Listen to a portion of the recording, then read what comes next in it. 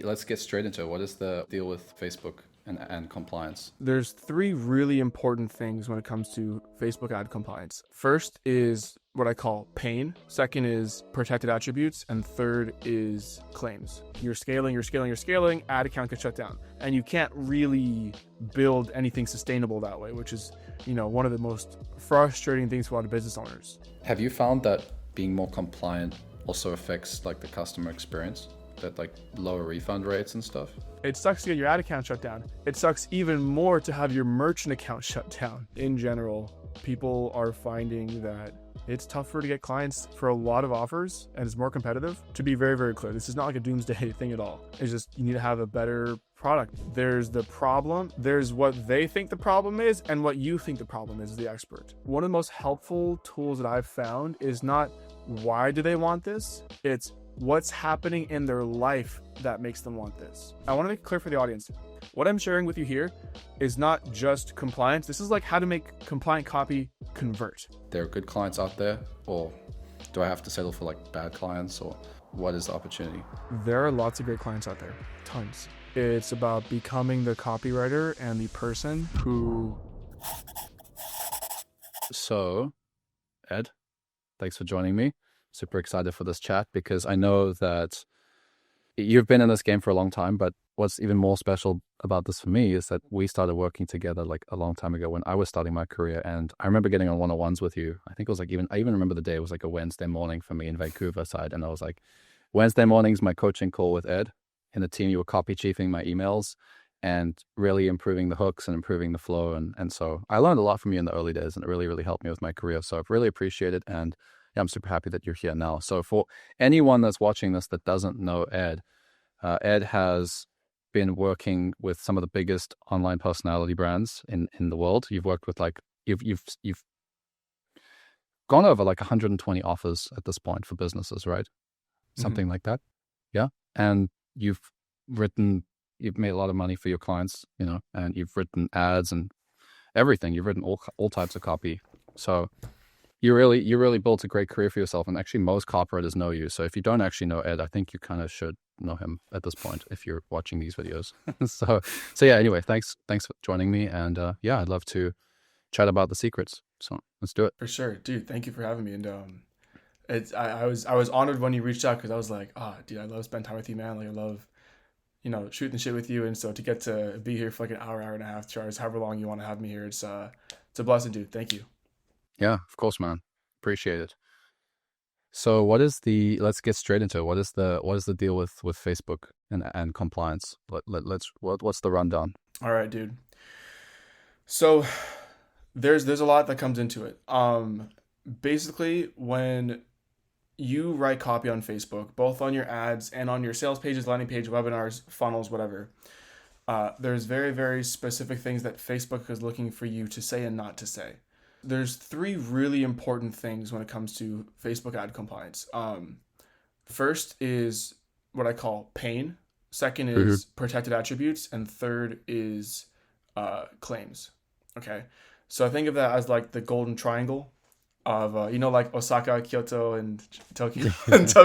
That's, Yeah. that's the golden triangle of keeping your ads compliant. So the deal is Facebook has an AI algorithm that goes through and analyzes your Facebook ad primarily, also your sales page, webinar, landing page, VSL, whatever. Like it crawls through your website, which as we see with AI is not too far-fetched, because we have AI bots that just do that naturally now. Obviously Facebook, innovated that a while ago. And so it goes through your copy, and they basically want to avoid having any type of lawsuits or getting in trouble for allowing you on their ad platform. So what's really interesting is, I think it was back in 2016, maybe 2018, there was a big scandal with this company in the UK called Cambridge Analytica, which basically is they leaked a bunch of data from a bunch of users. I'm pretty sure Facebook gave them that data, something like that. There's a huge scandal about it. And I think like 2 million plus or 20 million plus people's information was leaked. And then the public was like, oh, Facebook knows that much about me. And so Mm. that kind of started to spiral a lot of lawsuits and problems.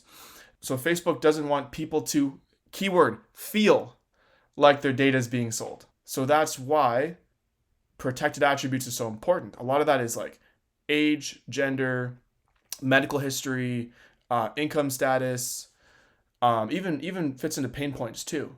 So Facebook doesn't want people to feel like their data is being sold, to reduce lawsuits, because actually they had a lot. So there's that. The other part of protected attributes is Facebook got sued a few times because people were doing like, what's it called? Like home rental advertisements, like, hey, like we're looking to fill up our space, like come join our, come buy a condo, come rent a unit. But they were saying stuff like no black people allowed, like, no Latinos, so like Yo. there was very discriminatory. Okay. Yeah. And so that's why Facebook now, if you try and run like rental ads, like you really have to be careful about what words you say. Even like a lot of times you can accidentally imply something or have like the sentiment sound the same, and Facebook will trigger that. One of my clients from a while back, he was running like 100K a month on a DIY, shit hits the fan and the world blows up. How do you protect your family and how do you stay safe, right? Well, what's really interesting is he kept getting flagged for financial products. And he was like, why is this? And I read through his sales letter and I said, you ever read those Agora ads? And he was like, yeah. I was like, well, this sounds like one of them. That's why. So you have to change your sentiment. You have to make it sound less doomsday and use more clear words than like, what will you do when your family needs you? And like, if all things come crumbling down, like how will you stay safe? How will you protect yourself? Because that sounds like how will you protect your wealth? And, that's stuff that Agora really hit on. And so what's really interesting is Facebook can give you a hard time even if you're actually one of the, the good guys, quote unquote, just because you sound like one of the bad guys or you sound like one of the offers that they don't want on their platform. So that's protected attributes. That's super, super key, and people get misflagged all the time. So that's actually something I'm putting in RuleBender soon. It's not currently in it yet, but we'll get there. I like that. Just wrote it down. I'm gonna ask you about RuleBender in a bit. Please. But yeah, it is interesting because when we first started working together, when I first started learning from you, one of the clients that we were working with, they were doing millions per year on Facebook, and then suddenly they got shut down, and then, like the account just got shut down. I mean, like looking back on some of the offers, it made sense why, but at the same time, that was happening.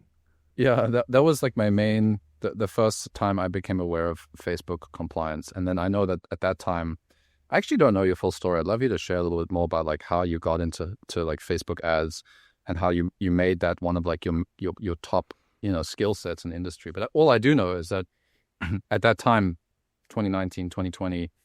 There were a lot of big offers that were running a lot of money on Facebook, and everybody was like, Ed's the go-to guy to get your ads fixed. You were speaking in top mastermind for copywriters in the world back then as well. I think about this as well, right? So you've been doing this for a long time. Yeah. Well, how did you get into like compliance of all types of copy? So how I got into Facebook ads specifically is a bit of a funny story. When I was 16, I joined an MLM, and that's how I learned how to write and run Facebook ads, because I was trying to sell ionized water. Okay. Filtration systems. Yeah. So that's how I learned about Facebook ads.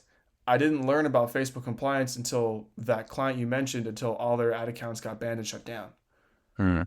Until then, it was the wild, wild west saying make, 20K a month in the next 90 days, like no one cared. You could just say whatever you wanted and Facebook was cool with it. But, as every industry, as it makes more money, one of the byproducts of that is regulation. That's why financial and health are two of the most regulated industries in the world. A lot of money there, a lot of money in regulation. On my idealistic side, it's the noble of protecting the consumer, which is important as well. But capitalism wise, there's a lot of money to be made in regulation. Um, and so when those ad accounts got shut down, I remember I was put into this I think it's Copy Accelerator, because Yeah. one of their bullets for joining was like, learn about Facebook ad compliance from some experts. And I learned from those guys in the mastermind because they were like a really big agency, and I like studied their methods really aggressively. Um, at the same time, I also felt like I wanted to put my own spin on it, because there were some things that I was like, I like these rules that they're giving me, but they feel too black and white. And I feel like sometimes, like for most people, I think it's great. Like removing the word you from every sentence if you can. Like if you want to 80/20 it and you're okay giving up some conversions, by all means, I think it's a great rule. Mm. But when you know when you can use you, it's even more powerful. So I started to develop my own framework around ad compliance that still um, can be good copy without needing to sacrifice compliance either, or Right. Facebook liking it. For example, one of my clients a while back, they were doing 345K a month in I believe it was in ad spend for one VSL funnel, and I think their AOV was $120. Their CPA was like $55, and they got banned from Facebook. Is in the business opportunity niche, and they came to me like, "Hey Ed, we're having this problem here. Can you fix this for us?" I was like, "Sure." So I went through, I did my compliance stuff for them, and their CPA increased by $5. So from $55 to about $61. Still basically 2x ROAS on the front end. When you know Just a what little bit more Facebook, compliant, a little bit more expensive, but you don't get banned by Facebook. dude, a lot more compliant actually. Hmm. You don't get banned from Facebook, which was super helpful for them. So they got to run for quite a while with no issues anymore. Because one of the worst things is like you're scaling, ad account gets shut down. Okay, well now we have to start from few $100 a day or a few $1,000 a day again, and then scale, shut down. And you can't really build anything sustainable that way, which is one of the most frustrating things for a lot of business owners. Yeah, you're gonna keep building from scratch. It's like all that opportunity cost as well, right? Yeah. Hundreds of thousands of dollars lost. So now, as copywriters, we love data. We love looking at all the numbers and crunching it and trying to figure out the story. But a lot of that data doesn't cross over into the rest of the business. Like you don't always look at after the sale. Have you found that being more compliant also affects like the customer experience, that like lower refund rates and stuff? That's a great question, actually. More compliant copy attracts much better clients that have a much higher AOV and lifetime value. It really truly is a virtuous cycle. Yeah. If you say make 10K a month in the next 90 days, or your money back guaranteed, you will get a lot of people in the door for sure. But what's the quality of those people? But if you say, hey, I'll show you a really highly profitable skill so you can take care of your family, have complete control of your schedule, and do what you want with your free time. And if you want, you can comfortably transition out of your job if you choose. Or if you want, you can do this just part-time and make paying the bills a little easier. What do you think is going to attract a more mentally stable Yeah, right? Yeah. client or customer that is going to do the work? Yeah, you may miss out on some conversions a little bit, but your refund rates are going to go down. Your chargebacks are going to go down. You're going to spend less money on support team and headaches. By the way, it sucks to get your ad account shut down. It sucks even more to have your merchant account shut down. Right. Getting Stripe shut down for way too many chargebacks and refunds. Uh-huh. That sounds way worse, yeah. Oh, yeah, dude. Oh, my God. And that takes like weeks or months to deal with if you can find another And then alternative to Stripe. you gotta have cash sitting in whatever bank account to pay your team for all that time. Yeah, because Stripe will freeze your stuff. They'll shut you down. Like that happened to me. They held on to my funds for 6.5 months. 6 months? Yo, that's crazy. It was funny because that happened just when I had moved, because I used to live in London for 2 years. Right when I had just moved to London for 2 years, as I was setting up my London bank accounts, they shut me down. So I was living off of like $1,000 wire transfers from clients for like 2-3 months. Damn it, man. That sounds terrible. Yeah. That's why when I use Stripe, I take my money every 14 days. I just send a direct bank deposit, because if you get at least 14 days locked, it's not terrible, but so far I've been okay. Yeah. That's why I have like alternatives. Like I have friends of mine who do like merchant processors. They have companies that do that. So thankfully I got squared away relatively fast compared to most people, but dude, it sucked. It was Yeah, it's so difficult. brutal. Yeah. It's difficult. And I think that, you know, you're going to get like high refund rates. A lot of BizOp guys will talk about how it's standard to get, let's say, 20% refund rate or Dude, yeah. something. Like is that standard to you? I couldn't believe that when I first found those numbers on the back end, because I was like, we're creating all these sales and you're talking about 20% refund rates as just a regular thing. That's like, how many people are unhappy with the marketing message? So you took the client from, let's say it's $55 to acquire the customer to $61, a little bit more. But what type of customer? It's like a much more balanced, Oh well-adjusted yeah. human that has a better expectation, looking to actually empower themselves. Because like the way you write compliant copy as well, right? The way you do it, I know you've told me before a few things about it. It's a little bit more like the process as well, not as much just straight on the outcome, right? So when you focus on process-based, you're focusing more on that group of people that want the how-to and want to like actually figure it out, not just people that are like lost trying to grab whatever sounds good to save them from their miserable situation. You get a higher quality person to higher, like better state of mind, right? They're at a different stage in their life where they have a good state of mind that they want to actually take action. Yeah. And when you sell to someone the way that I do, subtly through their identity, Oh, that yeah. attracts a much better person who's more qualified. It's like, because what is money? People want money for a reason other than just the money. And a lot of the times they want money for some whole or some thing or some version of themselves that they want to be or be seen as. You know, like you could say like, make 10K a month example. I always use that one because it's just straightforward. Mm-hmm. Um, or you could say, make a great consistent income and, finally give your family the life that they deserve. What's going to give you a better customer? A man who wants to give his family the best life possible, or someone who just wants to make 10K a month? So you can still use claims like this. It doesn't have to be no outcome, but the process definitely helps to attract a higher caliber person. Because if you think about the second and third tier consequences of that, they do the work, they get better results, you get more testimonials, they upsell to more programs, or they stay in your program for longer, and they tell their friends and family. A lot of marketers, I know we love direct response, but so much money is made in word of mouth, and it costs nothing to just have a good product. Well, actually, that's difficult. But to at least attract a good customer, let's say the product's the same. Because you and I both know with coaching, it's like you can have the same coaching program and have two different people come into the program and they'll get vastly different results, not because the program's different, but because the people are different. Yep. Yep. So if someone's desperate to make it work versus like, yeah, I know this might take 3, 6, 12 months, but I'm very committed to, this process. Who will do better, right? The one who's committed to the 100%. process. So it's just, it makes the business work better. And it's funny because in marketing, it feels like such a novel concept to us.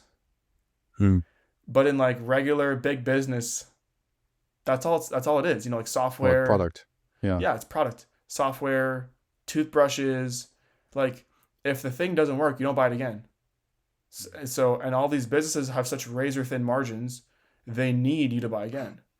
With info and coaching, it's such high margin for the That's most part interesting. Yeah, that makes sense. that like, and I know this is a bit of a tangent, but this is an important one actually, is a lot of these business owners, again, no shade at all. It's just the nature of the industry. A lot of business owners, and it's happened to me, myself included, where because the margins are so high and because it costs technically next to nothing to fulfill, they don't care about making good product. They don't care about being competitive. I don't even want to say that they don't care. It just doesn't. It's not like a thought to them, because they do care, but it's not a thought to them. It's not an industry standard. Like in software, what is one of the main metrics that they optimize for? Churn. We don't do Yeah. that in marketing. We don't do that in direct response. We just go for Mm, sales, right? mm, mm, We go for how do we sell the most stuff, not how do we keep the most customers and keep them happy. It's interesting how that like happened though, because yeah, it is the general perspective for the scale bros. You know, the a lot of internet marketers, they'll just say like, oh, it's gonna sell, sell, sell. Charge all the money up front because you can't. You won't get as much money if you break it into payment plans or you break it up over time. Yeah. That was But a it's like, well, huge why? thing. Why is it that you don't make as much money if you break it up over time? Are you saying that people wouldn't want to pay for the product if they knew the value is not as good as the? Because I mean, you can make that argument too. You say like, hey, if your product's really good and you're targeting the right person, they shouldn't have a problem paying over a year and pay you again the following year. And it's actually when I started working with Dan Martell, when I was copywriting for him, I was working with Dan, and he's a software coach, right? So I started to hear about product market led growth or product led growth and product market fit and how everything's the product, and you have to have a development team, and you have to have like churn, and you have to churn buster and retention plans, and so everything in his business, a lot of the stuff that the businesses would get coaching from him, they would come for increased sales and better marketing, but that's the chocolate that they'd come for, but the broccoli that Dan would give them would be like reduce your churn, better product, get better referrals, get better word of mouth, partner with people, or product led growth. And so I looked at it and I brought it back to how I was looking at a lot of these biz op guys I was writing for, and I was like, oh, these guys are not optimizing for this at all. They're not optimizing their customer success team. They raised their price $8,000 one time, and they have a whole bunch of VA customer success team that just kind of like throw everybody in a Facebook group and just like bye, But it's like you got 600 people in there that will probably pay you again if you help them get the results. Why are you not optimizing for these people? It's interesting. But the industry has changed a little bit, because I feel like that's a little bit more like a 2022 thing. I mean, at least I've seen more business owners, smarter business coaches. They are optimizing for helping their customers again and again. Like, are you finding that the businesses that you work with these days, they're a lot more balanced with their approach to internet marketing? I would say so. A lot more of the veterans are, because I think people like, because of how new the online coaching, especially, and info space was, Yeah. people were just buying, buying, buying, buying, buying. But now people are more skeptical of who they're buying from. And so business owners are realizing the value of every customer and client, rather than, Mm, saying, I'll go find another one. It's, oh, this was actually tough to acquire. Let me actually nurture this one that I have right now. mm, Right. mm. So there has definitely been a shift in sentiment from what I've seen across the board. There's still people who are doing the old way, and it is working for a lot of them. But in general, people are finding that it's tougher to get clients for a lot of offers, and it's more competitive. And by the way, there's still so many people crushing it. To be very, very clear, this is not like a doomsday thing at all. Mm. Um, it's just you need to have a better product, because imagine if you buy a toothbrush and the toothbrush, the bristles are gross, Yeah. or it's broken in half when you buy it. Yeah. You're not buying from that company again. But at least it was $10, not 5 grand. Did you buy a toothbrush recently? I did not, but I felt that was very appropriate. That'd be really funny if I was Because you just like mentioned taking it out twice. I all was my. like, I'm That's sure why I he's bought a said toothbrush maybe recently. maybe there's a toothbrush that I've purchased that. Did you write for a toothbrush offer recently? No, that's so funny. No, There's I a wrote. crazy offer for like teeth. There's like 100 million per year. The Snow White Uh, guys. I think they're yeah, at white. 100 million or Yeah, something. Yeah. yeah, white. Yeah, That's a big offer. So dude, there's so much money in like the randomest niches. to your point with these business owners, and it's like you said, it's not doomsday. It's just that I think, look, info is for profit in my perspective, right? Info is where you get high margins. So there's a cash business. There's a lot of the personal brands, you don't have equity because it's your personal brand. You can't just sell the thing. So you should optimize for mass amounts of profit. But what's happened now with the industry is like they probably, like I work with a few of them, that they're probably still making pretty good money, but the profit is much lower than it used to be Mm-hmm. because ad costs are way higher. prospects are more skeptical, so the sales process is harder. The barrier of entry for a lot of these sales guys and copywriters, it seems to have like the skill set overall is a little bit lower these days, just because how many people have become remote closers and remote copywriters and stuff, that you actually have like a lot of the info guys that used to think, they actually make a lot less than they could if they optimize the stuff correctly, really. Mm-hmm. So, when you come in and you optimize the ad copy and I'd love to know actually the other kinds of things that you've been working with your clients on these days, because I know you do so much more than just ad copy, but if they optimize all those things, you suddenly have a business that can be at 70-80% profit margins in info. It's just, it's not as easy to do. It's just, you can't just funnel hack people, you got to actually have a Really? good,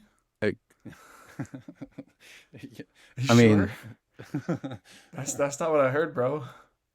No, bro, it's just you just got a funnel hack, bro. That's right. You're Oh, one yeah, funnel yeah, away. you're right. Yeah, thank you. Yeah. Yeah. You are one funnel away. That's right. Yeah. So what else are you working on these days? You're running ads. I know you're working on RuleBender, your own software service, right?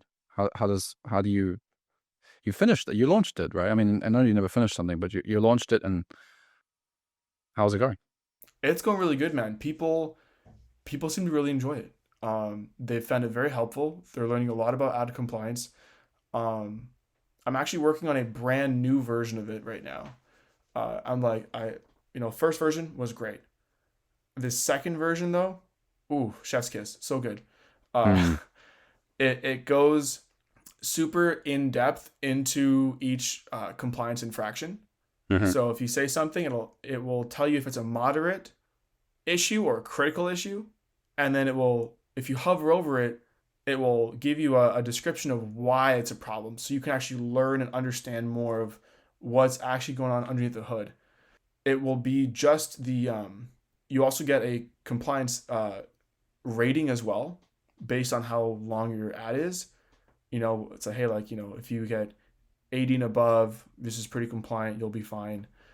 So people are loving it. People are really enjoying it. It's a lot of fun to build. I taught myself how to code to do this. Built it in 5 months or so, I think. And it's fast from beginner to, yeah, that's pretty good. Thank you. It's been very, very rewarding, and one of the most difficult things I've done in a while, actually. So it's been really enjoyable, and I've had like 3 or 4 people reach out and want to affiliate for it. I've had a couple people, ClickBank included, by the way, really? reach out, and they want me to integrate my software into their software as like a white label, basically, and then they just pay me every time one of their customers use it. And I was like, okay, nice. That's pretty cool. Yeah, so Q2 will be lots of technical stuff, figuring out how to do that. So I'm very, very excited, and it's really cool, man. Like because frankly, RuleBender was just like a weekend project for me. I was like, I wonder if I can make a compliance software. I remember I learned some coding in high school for like a year. I wonder if I could do something with that. And it just I was like, oh, like I actually can make a thing here. And then people were like, hey, you should probably sell that. And I was like, oh, okay. And then people started buying it, and I was like, oh, yeah, okay. We have a thing here. That's really cool. You told me on a call, we were chatting like several months ago, just about how amazing the coding community is and how people are just so supportive.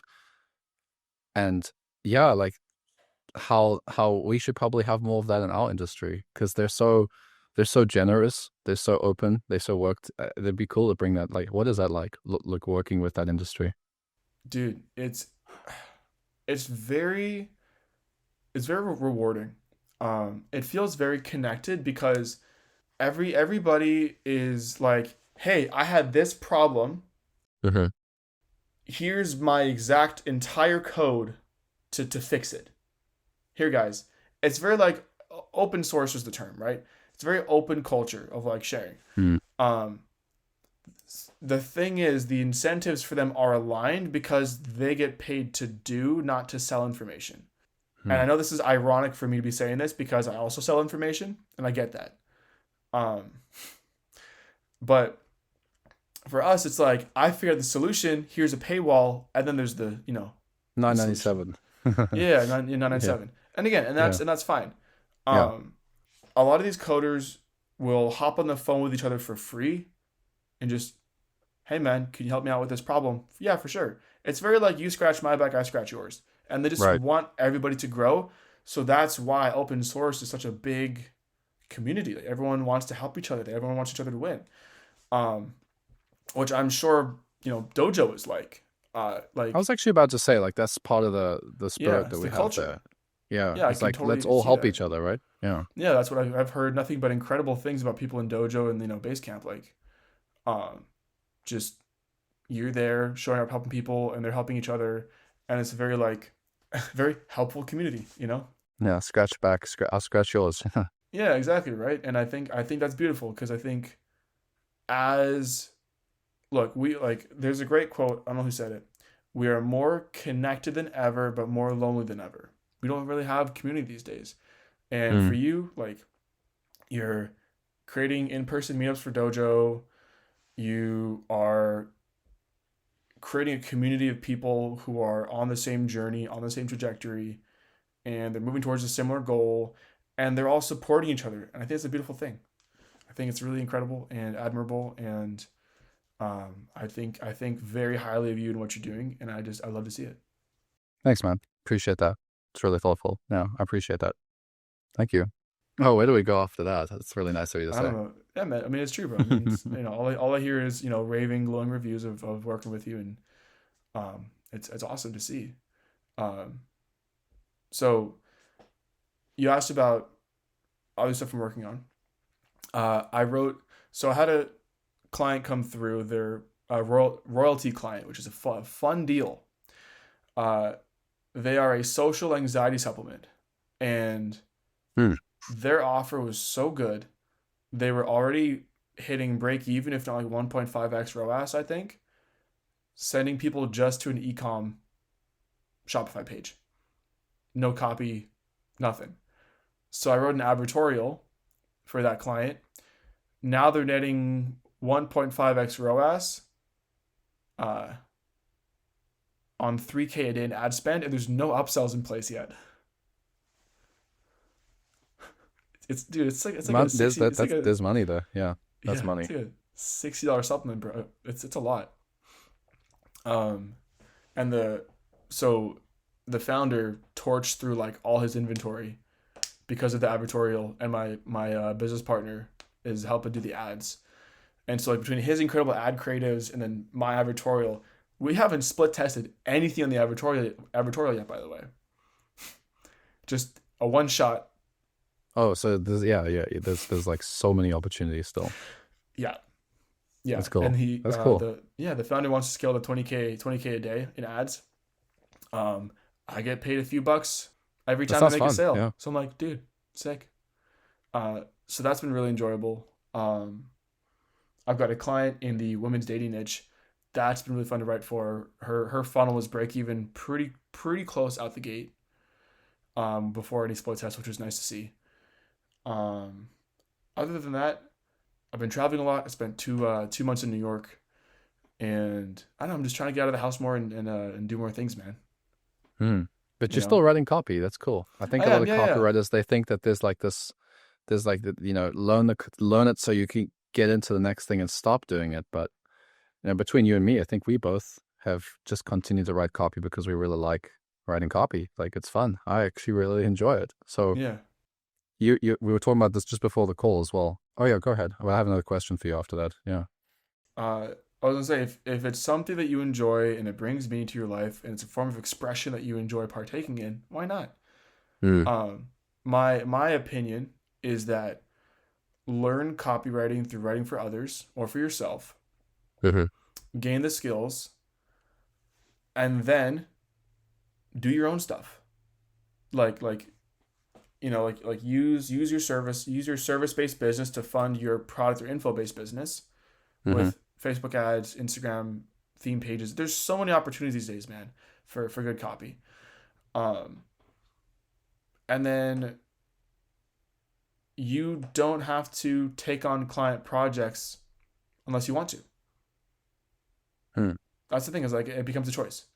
Like the dating coach client reached out, and I was like, oh, I like this. Okay, let's give this a go. Hmm. You know, the client that's the anxiety supplement.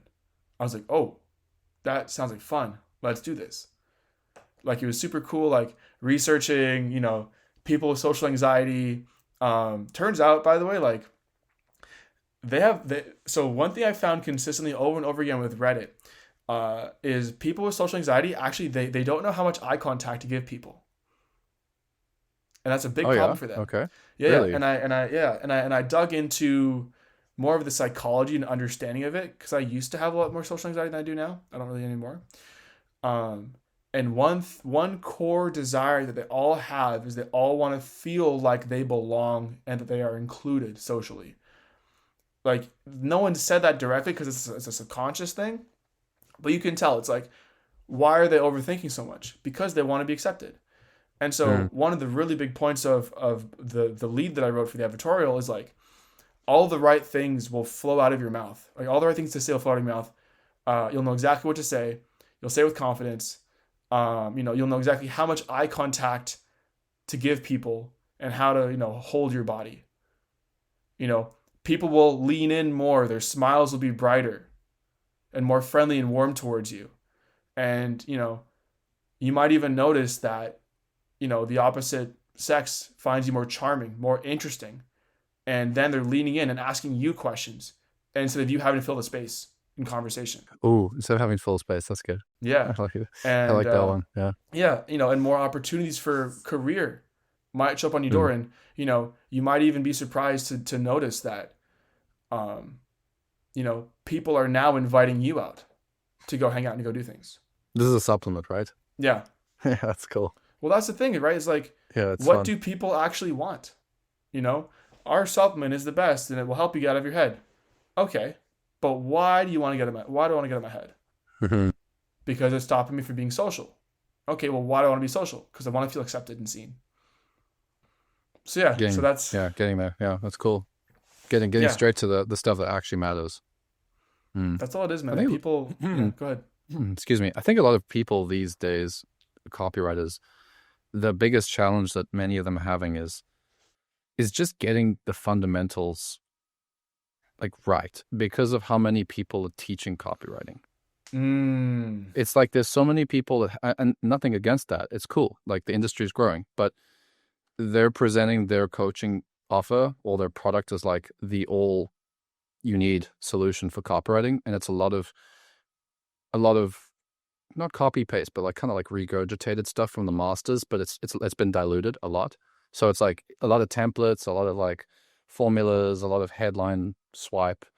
And now copywriters are using this and they're like, I don't understand why my copy is not impressing or wowing potential clients, and it's like mm. go back to the fundamentals, but no one's really talking about the fundamentals. What would you say is like the core thing that you would tell copywriters? Because you still, I mean, I know you were coaching for a very long time and you got like crazy success. Like I've had the opportunity to coach some people that first started working with you and they came to me afterwards and they like had a couple of things that they did and they crushed it and they learned a lot from you. So I like saw their copy. I was like, yeah, that's good stuff. Like what do you tell them that got them that good? So, I mean, here's what's funny, and I appreciate you giving me credit.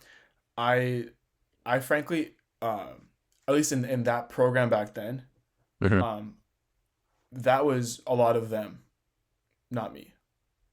Um, but because that program was primarily client acquisition focused, I did actually know I did give feedback. I did give a lot of feedback on their copy. So I'm gonna not Yeah, because I'm they gonna told me you reviewed their copy a lot and you like pointed them in the right direction and stuff. yeah I'm thank you, I appreciate that. I'm working to give myself more credit words too. Um, I have a hard time with that sometimes. I'm working on it. So the two of the biggest pieces of feedback I remember giving to them was, what do they actually want? Like the market, like straight Mhm. up, like what do they want? What do they think is in the way of getting what they want? And then for every sentence, I'm like, why does this matter? Those are like the three Mhm. key northern stars. Hmm. Like, what do they What do want? they want? First What's in the principles. way of that? Yeah. Or, And or then, rather, What do they want? What do they think is in the way of that? Because What do that's they actually more think's in the way of important. that? Right. Because here's the thing that I tell a lot of people is there's the problem, there's what they think the problem is and what you think the problem is the expert. This is mostly when I teach business owners, but it's helpful for copywriters too. For a lot of okay, let's say we're doing like a real estate syndication offer. Okay, if I ask a client, hey, what's their problem? Oh, they don't know how to get started in real estate syndication. Like they don't know how it works. Mm-hmm. You talk to the client or the prospect, and you ask, hey, what's your problem? They go, man, I just don't know where to invest my money. Yeah, I don't Very know what. different Yeah, things. yeah, Very yeah. different. That's Very interesting. different. Or same way with doctors. Well, it's the same with copywriters, isn't it? I mean, it's like copywriters. You say, well, what's the reason that you're struggling? It's like, well, my copy's not good enough, or something, or something like that. It's like, well, you and I know usually it's just because they're not really selling themselves anywhere. They're not putting themselves out there. That's it. Yeah. Or they're they're not, and even deeper than that, they're just not being consistent about it. Yeah. Exactly. So I would say that's one of the biggest foundations is like, first principles. That's good. What do people actually want? And it's so funny because it's such a simple but difficult question to answer for a lot of people, especially if you're so close to it. Because when you're close to it, it's so easy to mangle and intertwine what you think is important and what they think is important. How do you get deeper? How do you get to that? Because I've had this challenge when I coach copywriters, Ed. I'm like, what do they want? And then they'll explain it from their perspective. I'll literally say like, in this copy, like, I think you did this exercise with me as well, but it's like, I become the prospect, right? And I ask the copywriter, okay, why do I care? And then they'll explain it to me and they'll say, well, you see, Matthew, like what I'm trying to do in this copy is I'm trying to, show why this thing matters. I'm like, no, but why do I care as a prospect? Why do I care? And like, well, because you want to get into Airbnb or whatever, And I'm like, okay, but why? And then it's like, I don't know, make money. Okay, but why? And like, how do you what kind of questions can you ask to get deeper and start looking for the deeper answer? Because there's always deeper stuff. And there's like maybe the core thing in this case would be like, well, I want to make more money from Airbnb because then I can have more money and I don't have to worry about debt and I can actually take care of my life. I think BizUp is quite straightforward sometimes because it's like it goes back to money. But a lot of niches, it's not so straightforward, especially if you've never written in it before. Yeah. Like health, for example. It's like not everybody just wants to be healthy. There's a deeper, like, it's not just I want my joint pain gone. It's something behind that. How do you get there? It's a great question. One of the most helpful tools that I've found is not why do they want this? It's what's happening in their life that makes them want this. So we refocus the question a little bit. Like that. I find a lot of the times why is often a emotional question, whereas when you say what, it's a more tangible based question. So you'll get more tangible answers. So for that same one of, why does someone want to start an Airbnb business? Well, what's happening in their life right now that makes them want to start an Airbnb business?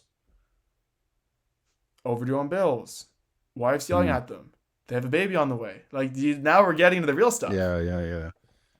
Baby on the way, actually. Yeah. Yeah. That makes sense. Yeah. And then once they're doing that, it's like, well, how do those things make them feel? Frustrated, burnt out, worried. Okay, well, of all those, what's the predominant emotion? Oh, well, they feel anxious. Okay. And my personal coach, Janaea, she's like, like not like copywriting coach, like self-development and life and NLP and stuff. Her belief, and I agree too, is that anxiety is a secondary emotion that covers another emotion. So if you're feeling anxious, there's often times, if you sit with the anxiety long enough, there's actually another emotion under it that the anxiety is hiding. So for these people, what's under the anxiety? Oh, let's say for this, fear of looking like a failure, or fear of loss, or fear of, being seen as a bad parent, or Mm. fear of failing their wife and future kid, or Mm-hmm. fear of not being man enough. There's a lot of deep stuff there. And now we know what we're actually dealing with in selling. What wound do they have that we're selling to and appealing to? Mm. That's how you get deep into that question. I like that. Yeah. Because That's good. all of it, the external stuff is simply meant to just try and fill the internal stuff, whatever that internal stuff is. Mm-hmm. And a lot of the time, it's some kind of wound or thing that they is not as optimized for them. And so a lot of people project outwardly, myself included, everyone does it, Yep. what they're lacking internally. When I make more money, I will feel like a success. I will stop feeling so small. You know? And that's been a big thing for me for a long time. Actually, frankly, that's a true belief that I've had for a long time. And then I made a lot of money and I still didn't feel like a man enough or big enough or, any of that kind of stuff. And so when it comes to your prospects and the people you're trying to market to, it's like, what do they actually want? Social anxiety supplement. They want to feel included. They want to feel seen. And we're just selling the external vehicle to help them achieve whatever their internal goal is. A lot of copywriters who have a hard time writing really good copy only focus on the external. You need to marry the external and show it as a way to achieve the internal. It's all self-development, really. I don't even want to call it self-development, but like inner knowing, knowing yourself, knowing just the human condition, really. So that's how you get deep. Is you realize, it's not just about the thing; it's about what the thing means to the person. Which brings me to the second point of what's in the way, right? Because I said, what do they want? What do they think is in the way of getting that, right? AKA, objections. They've failed in the past. They've tried stuff similar. Yeah, but that sounds like a lot of work. So you want to be subtly handling these objections and reframing them before they even come to those conclusions on their own. And this is where a lot of copywriters haven't learned about, because actually the masters don't talk about it a lot. Like the old school guys, they don't often talk about like belief shifting and like identity selling, at least in my experience. Because usually it's like more like longer form sales pages that cover that kind of stuff, or webinars, or live selling. And our old client, honestly, probably the best in the world at reframing like beliefs in his selling. He was a master at that. So good. And when you know what people want, you can kind of get in their head about what they might think, what might be stopping them from that, right? So you want to be bringing those up in your copy before they become an objection, right? You want to turn bugs into features. Yeah, that's big.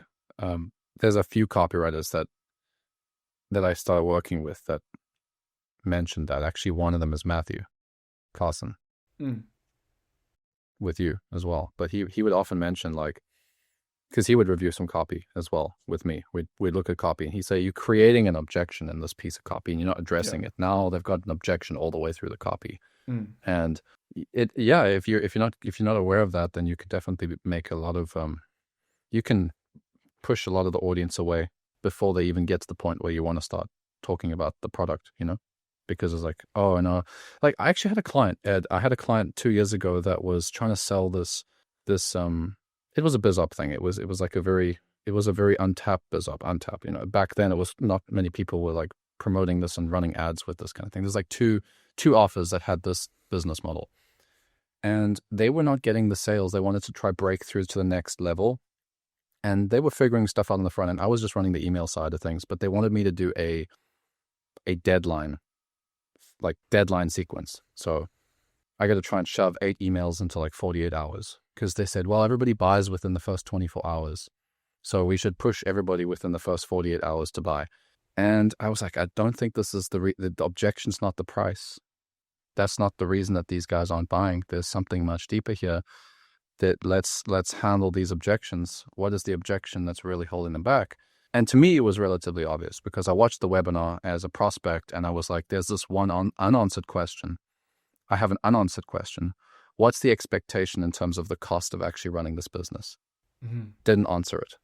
I asked my client, like, what should I tell them? Because in the email, what should I tell them? Like, how much should they expect to spend per month to run this business?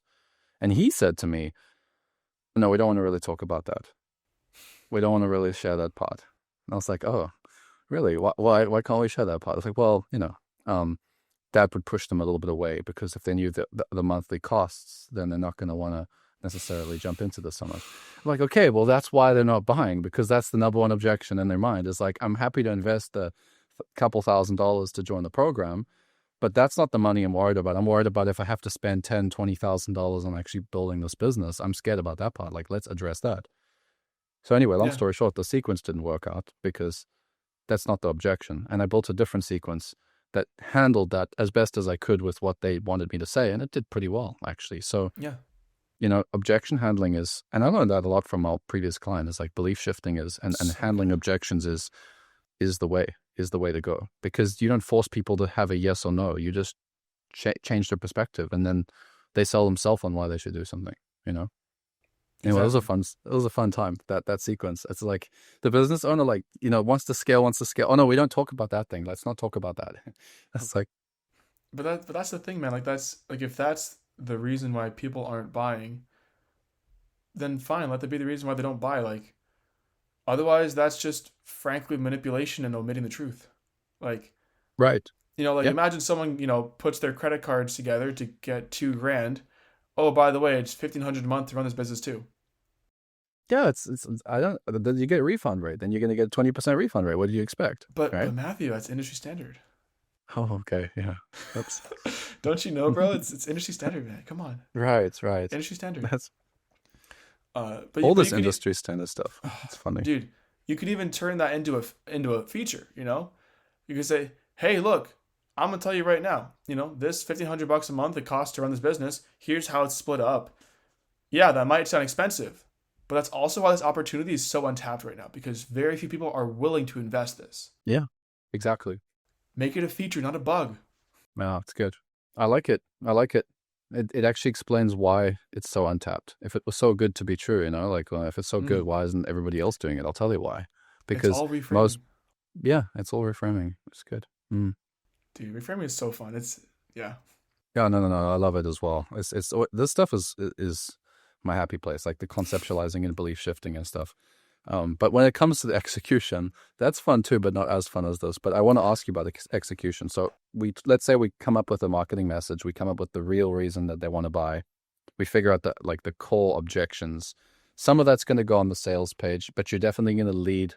You're going to lead with that in the ad somewhere as well. Like, you're going to have to come up with an ad. And how much of the time does that ad actually, like the deepest stuff, is it compliant usually? Do you find it's like usually when you lead that stuff on Facebook, it's okay? Or do you have to also adjust it when you get to Facebook? The deeper stuff is always more compliant than the surface level stuff. Interesting. Because you're not making claims about money anymore. Right. It's almost never about the money. It's about how they feel about themselves, or how they want to be seen by others.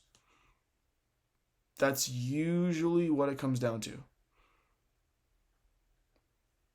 You could, like, let's take weight loss, because we've done a lot of biz examples. Yeah, let's do weight loss. You could say, like, hey, this pill will help you lose 20 pounds in the next 20 days. First off, can't say that on Facebook. Second, let's say, hey, this supplement has been proven with healthy weight, help with healthy weight management. And a lot of our clients and customers have written in saying how they finally feel like they're in charge of their physical health and they can finally be a good role model for their kids. That's good. Yeah. Right? Yeah, I like that. And if you really want to get dark with it, And this would be aggressive to put it on the ad, but it could go on the sales page. For weight loss is like, my doctor said I could have serious heart complications if I don't turn this around. Now I feel like I'll finally be able to live long enough to be there to walk my dog down the aisle. That's emotional. Damn, nice. Mm-hmm. That's like the terrifying emotion to like dream right then. One headline. Yeah. So you write headlines like that? I mean, I wouldn't say headline because that's aggressive. Well, like on the next page, right? Yeah. On well, I would have it as a testimonial, but I wouldn't make it the headline. Oh, okay. Yeah, you're gonna. It's not That's okay. again, Okay, it's because that so that's sounds like quite a aggressive. headline. Yeah. Yeah. That's Okay. yeah. So that's the thing with Facebook is like it literally like above the fold it scans it and it actually weighs it heavier because it's the top of the page. Oh, interesting. Yeah. That's interesting. I didn't know So you that. have to be careful. Yeah, you can't outsmart these guys. I mean, I've seen the guys that do the same thing with the email. They'll like write the word free and they'll put like a dot and like Yeah. F dot. Like, bro, come on. You're talking to Google here. Yeah. Okay, Google, like, oh no, it says F dot REE. It doesn't say free anymore. Oh, Yeah. whoops, you got me. Like, bro, Yeah. this is Google. This is Facebook. They've got billions of dollars. Where does Facebook's money come from? It comes from advertising. It all comes from this. Yeah, exactly. And now with AI, it's probably even better than, when I was spending time on Facebook compliance. I haven't spent that much time on it these days. Yeah. So I can't really imagine how much better it is now. Actually, Ed, I had a client. I'm curious about this. So I had a client in 2023. We were spending quite a bit of money on Facebook, but the compliance was more, we had a compliance guy in the team, like a lawyer. And he was telling us, from an FTC compliance, which is, it's got crossovers, right? It's a bit more about customer protection, but it's the same sort of stuff. That he was like, you can't say this, you can't say this, you can't say this, you can't say this. And then they brought me in and their messaging wasn't converting anymore because they'd become so vanilla with their messaging that they weren't saying anything that was even what the audience wanted. It's like the compliance guys almost removed all the stuff that people actually wanted. And we're not talking about saying 10K. That's like a very direct claim. I'm talking like even indirect stuff. Like this is a business model that people are using to generate some money on the side and have more opportunities and get rid of their bills. Because I was playing with that angle. I was like, you can use this to get rid of to pay for your electricity bill, your gas bill, and all that kind of stuff. Like very indirect claims. So he was saying, oh no, you can't even use that.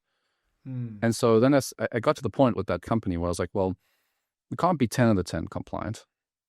I don't, and maybe it's better to have like a middle ground where you're like 7, 8 out of 10 compliant and you have a good product.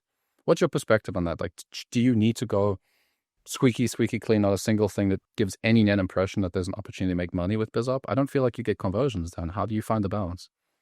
So the balance on Facebook is to toe the line, in my opinion, if you know what you're doing, where you're still telling, because here's the thing, legal, they want you to not say a single thing. Yeah. Right? They're not a marketer like me or you or the person listening to this. So they're going to hardcore skew towards, let's say nothing and have zero risk. That's what you're paying them for. Right. Yeah. To be clear, this is not to say to not listen to your lawyer. That's not what I said. Listen to your lawyers. Not legal advice, NLA. Yeah, this is not legal advice. This is Facebook ad compliance advice, and it's not even compliance. That's a strong word for what this is. This is my own experiences, and what I found works for me and my clients. Yeah. Asterisk. So you want to still show the opportunity. You want to make the claims as qualitative as possible, not as much quantitative if you can avoid it. And the claims that are quantitative need to be what I call chunked down claims. So one thing I've really enjoyed doing for a lot of clients and have noticed works really, really well is, and this would be fun for you to actually use in your stuff if you want to, is taking the larger claim, let's say, for your copywriters, make 10K a month, right? We take that claim. You can't say that, obviously. Make 10K in the next 90 days as a copywriter. Okay. So instead, what we want to do is we can still use a time frame and hard numbers, but just not an income claim. Right. So you could say, land your first client in the next 7 days with these proven scripts. Mm-hmm. So then we make the claim smaller, but make it happen faster. And so what's really interesting about that is because we're such a dopamine heavy instant gratification society. Oh, I like that. Thank you. Yeah, bro. Hey, okay, yeah, that clicked. Dude, make money with that. Please. Yeah, I like that. That's cool. You want to shortcut. You want to make the claim smaller, shortcut the time frame. It's way more compliant. It's way more tactical. So actually, you can write better copy. Actually, it's more specific. You attract better people who are okay with that smaller claim. Right. All in all, it works better. I like that a lot. Yeah. Yeah, because people want, I mean, I found with BizUp, specifically BizUp, right? Because I wrote a lot of copy in BizUp. They want to get started. That's like the big buzz, is to get started, right? They want to get started. So this, like, the starting point, that's the win. Is like, that's really like super Gen Z to like give them this like super short time frame and like super small claim. I love that. That's so cool. And if you're selling e-com, it's like, hey, get your store set up and get your first sale in as soon as the next 14 days. That's good. You're not super saying make a pressure. Ton of money. Yeah. Because that's all qualitative. So here's the thing with what I learned about FTC compliance that relates to Facebook compliance and just good copy. And I want to make it clear for the audience. What I'm sharing with you here is not just compliance. This is like how to make compliant copy convert. That's two very different things, as you've just discussed, which is like you can neuter all your stuff and make it say nothing, or you can say everything while saying nothing, which is exactly what I do. I love it. Yeah. So you want to make claims that can be achieved by most people most of the time. Okay. That's the way that I look at it, the lens. With the FTC, one of the things that they have made clear is if you include a testimonial, they go, is this an average result? Right. Yeah. But here's the thing. We know in BizOp, 1% of people do anything. Yep. It's like so super low success rate. Very low success rate. I mean, partially because, poor products, frankly, I think. And, we're just expecting people to use the information instead of like, they have their own mental stuff in the way of taking action. They have life priorities, etc. Right? That being said, if you have a testimonial of someone making 100K a month, well, then if you think about it, the average, if you have 100 people and the average person makes $0, or let's say $1, just for statistical accuracy, and then one person makes 100K, the average, I don't know if it's average or median or mean, you math nerds, you let me know. Technically, the average is 100K, 1K a month. Yeah, something like that, 1,000, yeah. And it's like, okay, well, I still wouldn't even recommend making an income claim at all. I would just say like, hey, like land your first client. Here's the income opportunity of how this looks. I'm not saying you'll do this. But for example, like, let's say for one of your ads, maybe it's like, hey, land your first client the next 7 days. And, oftentimes these clients will pay like, a few $100 to a few $1,000 a month, if you're good at what you do. And I'll show you how to be good at what you do. I like it. Yeah. It's good. Yeah. It's better. To be clear, this is not FTC compliance. This is Facebook. This is making sure you stay on Facebook's algorithm and that you're okay on their ad platform, not FTC. I mean, I'll just add here that at the end of the day, like the bigger solve, right? The bigger solve is to just have a good product, because then you don't have all these problems. Because the reason that a lot of these guys get in trouble is not, I mean, yes, they're non-compliant, but a lot of offers are non-compliant and they're fine for decades because they have a very, very good product. And so people are happy and their customers are happy. There's a guru that sells $1,000 product in BizUp, and he's got a very, very low refund rate because of the way he's built a relationship with his audience. And he makes pretty strong claims, like the net impression, if the FTC were to watch the videos that he puts out, they'd be like horrified, but he doesn't Yeah. have a very high refund rate. He has very loyal customers. He has a loyal audience. So he just, I mean, he builds something that they want. Clearly, he builds something that they're relatively happy with. And I think that actually solves most of this as well, right? Because if you have a good product, then it's easier to do the marketing because the product sells itself. The customers like it, you attract the right people, and then it becomes a product-led offer, So the FTC, I mean, I can tell you from some of my experience because I was working with these guys, I was chatting with them, and I can't say any legal stuff as well, disclaimer, asterisk, all that stuff, like big bold letters is not advice. What I can say is that the FTC and all these companies, ultimately, what is the point? Is that they want to protect the customer, and customers and businesses are liable if they create damage. So if you have a business that's not damaging the marketplace, if they're not damaging the marketplace, you're not going to have as much issue. If you positive impact on the marketplace as a principle, then things will be a lot better for you. It'll be a lot easier. Everything will work better. Your offer will work better. Your conversion will work better. Your messaging will work better. So for copywriters, I would just recommend you guys don't even go for some shady BizOp thing in the first place. Don't try and take that copy and try and make it good if they're a bad product. Like we both worked with businesses that had products that are not particularly ethical, and we had to step away from it because it bugged me and it bugged you. It's like, I'm not willing to work with those kinds of businesses anymore. So if you're copywriters, don't work with them. Solved.